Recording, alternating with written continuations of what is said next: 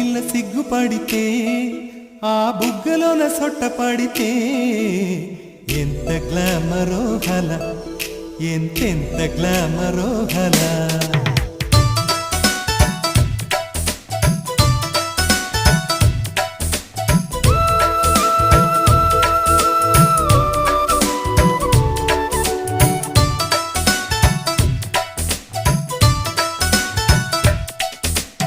ఆడపిల్ల సిగ్గుపడితే ఆ బుగ్గలోన సొట్ట పడితే ఎంత గ్లామరో గల, ఎంతెంత గ్లామరో గల.